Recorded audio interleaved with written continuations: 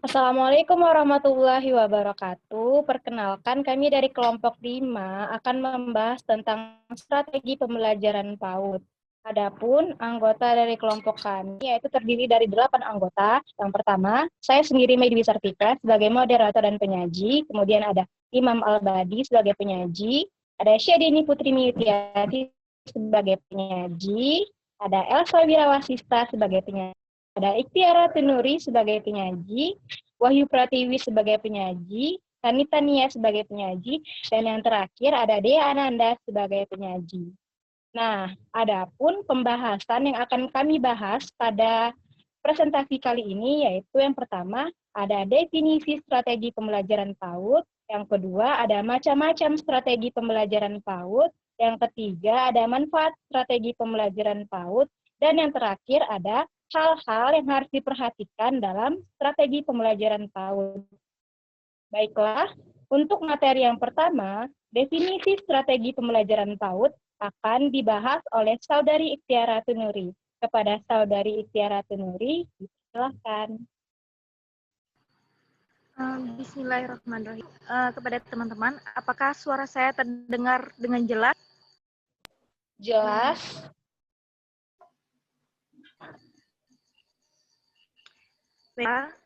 Di sini saya menjabarkan tentang definisi dari strategi pembelajaran usia dini. Menurut Sulanto, pada tahun 2007 mengatakan kata strategi berasal dari bahasa Yunani, strategia, yang artinya ini panglima yang biasa digunakan dalam peperangan. Nah, kemudian menurut Hanafi, tahun 2018, halaman 74 mengungkapkan bahwa pembelajaran adalah proses interaksi edukatif yang terjadi dalam suatu proses pendidikan antara guru sebagai pengajar.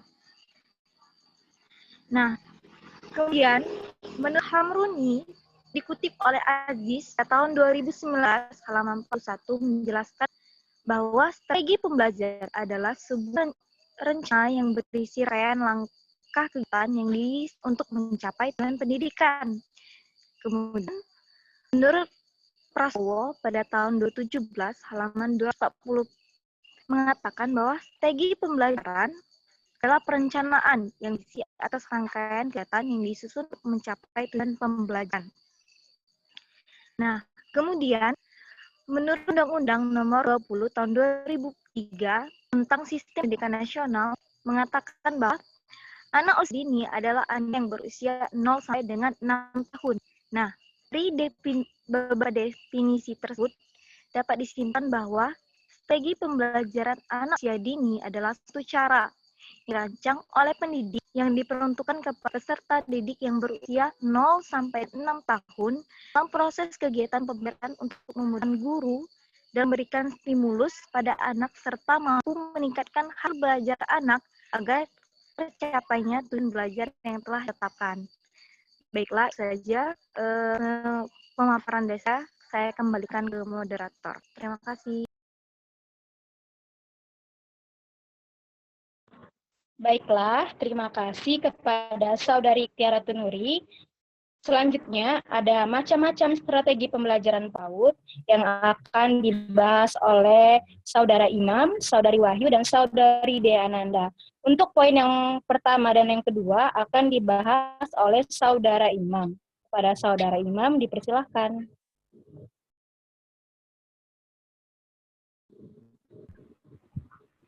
Baiklah, terima kasih kepada moderator. Di sini saya akan menjelaskan strategi pembelajaran atau model pembelajaran dalam kurikulum 2013. Yang pertama adalah strategi discovery learning atau menyikapi pembelajaran. Strategi discovery learning adalah teori belajar yang didefinisikan sebagai proses pembelajaran yang terjadi bila pelajar tidak disajikan dengan pelajaran dalam bentuk finalnya, tetapi diharapkan mengorganisasi sendiri. Yang selanjutnya, strategi inquiry learning atau pembelajaran. Strategi inquiry learning didefinisikan oleh Piaget yang dikutip oleh Sun dan Trowbridge pada tahun 1973 sebagai pembelajaran yang mempersiapkan situasi bagi anak untuk melakukan eksperimen sendiri, dalam arti luasnya, ingin melihat apa yang terjadi, ingin melakukan sesuatu, ingin menggunakan simbol-simbol, dan mencari jawaban atas pertanyaannya sendiri. Baiklah, terima kasih. Saya kembalikan kepada moderator. Baiklah, terima kasih kepada Saudara Imam. Nah, untuk poin yang ketiga dan yang keempat akan dilanjutkan oleh Saudari Wahyu. Kepada Saudari Wahyu dipersilakan. Baiklah, bismillahirrahmanirrahim. Di sini saya akan melanjutkan macam-macam strategi pembelajaran. Yang ketiga yaitu strategi problem-based learning atau pembelajaran berbasis masalah. Nah, pembelajaran ini biasanya itu berbasis problem solving atau pemecahan masalah. Nah, untuk strategi ini, permasalahan yang diambil itu biasanya permasalahan dari kegiatan sehari-hari pada anak, sehingga anak itu yang nantinya diharapkan dapat menyelesaikan permasalahan pada sehari-harinya. Keempat yaitu strategi project-based learning atau pembelajaran berbasis proyek. Nah, pembelajaran berbasis proyek ini tidak jauh berbeda dengan problem solving. Jadi di sini anak memecahkan proyek. Jadi di sini anak itu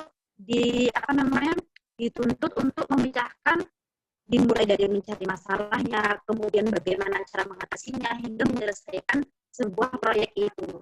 Nah, jadi di sini anak dituntut untuk mandiri dan anak dituntut untuk bekerja, yaitu strategi scientific learning yang akan dijelaskan oleh materi selanjutnya. Baiklah, saya kembalikan ke moderator.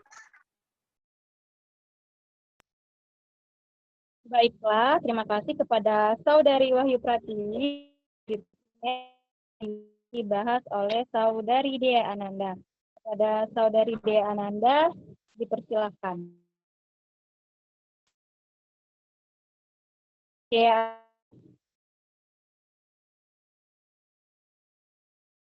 Maaf teman-teman, mungkin Saudari Dea Ananda lagi terkendala sinyal. Baiklah, untuk pembahasan materi poin kelima akan dilanjutkan oleh Saudari Wahyu. Pada Saudari Wahyu, silakan dilanjutkan.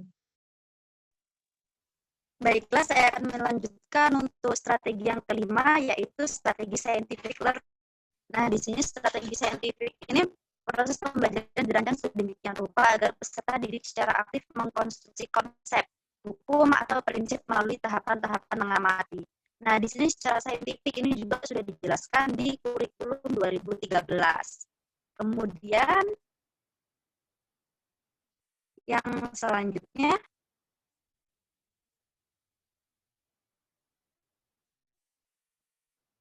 PPT-nya nggak jalan.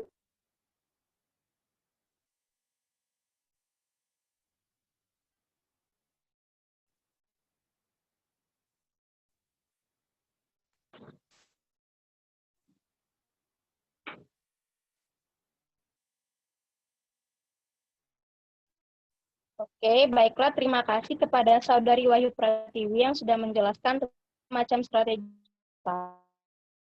Selanjutnya ada manfaat strategi pembelajaran PAUD bagi siswa dan guru. Pada poin bagi siswa akan dijelaskan oleh saya sendiri. Jadi, manfaat bagi siswa menurut Mustaqim tahun 2017 halaman 56 ada 6 poin. Manfaat strategi pembelajaran bagi siswa yang pertama, siswa terbiasa belajar dengan perencanaan yang disesuaikan dengan kemampuan diri sendiri. Yang kedua, siswa memiliki pengalaman yang berbeda-beda dengan temannya, meski ada juga pengalaman mereka yang sama. Yang ketiga, siswa dapat memacu prestasi belajar berdasarkan kecepatan belajarnya sendiri secara optimal. Yang keempat, terjadi persaingan yang sehat dalam mencapai hasil belajar dan efisien. Yang kelima, siswa dapat mencapai kepuasan jika dapat mencapai hasil belajar sesuai dengan target yang telah ditetapkan. Dan yang terakhir, siswa dapat mengulang uji kompetensi atau remedi jika terjadi kegagalan dalam uji kompetensi. Nah, itu tadi adalah manfaat strategi pembelajaran bagi siswa. Selanjutnya ada manfaat strategi pembelajaran bagi guru yang akan dijelaskan oleh Saudari Syadini, kepada Saudari Syadini dipersilakan. Baiklah, terima kasih kepada Saudari Mei. Langsung saja, manfaat bagi guru. Yang pertama itu guru dapat mengelola proses pembelajaran untuk mencapai hasil yang lebih efektif dan efisien. Yang kedua, guru dapat mengontrol kemampuan siswa secara teratur. Yang ketiga, guru dapat mengetahui bobot soal dipelajari siswa pada saat proses belajar mengajar dimulai. Yang keempat, guru dapat memberikan bimbingan kepada siswa ketika siswa mengalami kesulitan, misalnya dengan memberikan teknik pengorganisasian materi yang dipelajari siswa atau teknik belajar yang lain. Yang kelima, guru dapat membuat peta kemampuan siswa sehingga dapat dipakai sebagai bahan analisis. Dan yang terakhir, guru dapat melaksanakan program belajar akseleratif bagi siswa yang mampu. Baiklah, saya kembalikan ke moderator. Baiklah, terima kasih kepada Saudari Syadini yang sudah menjelaskan tentang hal yang harus diperhatikan dalam strategi pembelajaran PAUD. Dan yang terakhir ada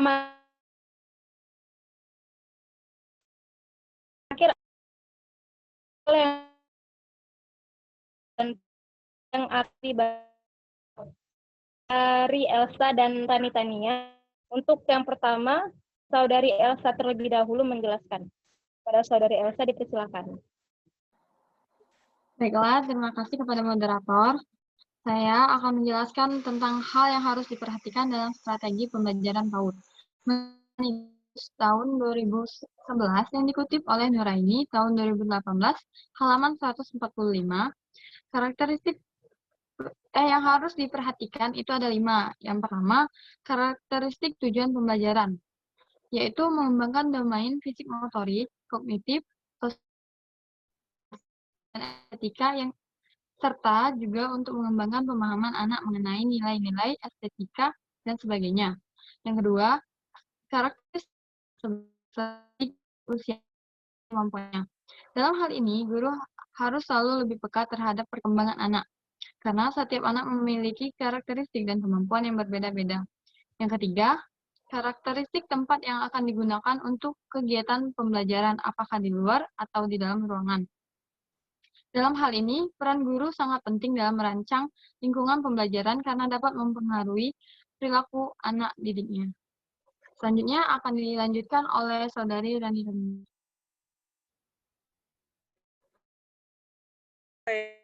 Saya melanjutkan materi dari Saudari Elsa. Hal yang harus diperhatikan dalam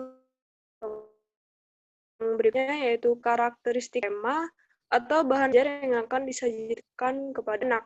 Dalam hal ini, guru dapat melibatkan lingkungan untuk dijadikan sebagai tema atau bahan ajar. Misalnya, untuk lingkungan sekitar, guru bisa memanfaatkan kekayaan yang ada untuk dijadikan tema dan bahan ajar. Nah, selanjutnya yaitu karakteristik pola kegiatan yang akan digunakan di pengarah langsung, semi kreatif atau kreatif. Nah, dalam hal ini guru harus memikirkan bagaimana menyampaikan materi yang baik dan terarah agar dipahami oleh kepada moderator. Baiklah, nah itu tadi teman-teman materi-materi yang sudah dijelaskan dalam presentasi kali ini tentang strategi pembelajaran PAUD. Jadi bisa ditarik kesimpulan bahwasannya strategi pembelajaran PAUD itu sangat penting digunakan dalam pembelajaran PAUD untuk menunjang keberhasilan proses belajar dan pembelajaran di PAUD. Itu saja presentasi kami pada siang hari ini. Pada siang hari ini, semoga bermanfaat untuk teman-teman semua. Kami akhiri. Wabillahi taufiq wal hidayah. Wassalamualaikum warahmatullahi wabarakatuh. Waalaikumsalam warahmatullahi wabarakatuh. Waalaikumsalam warahmatullahi wabarakatuh.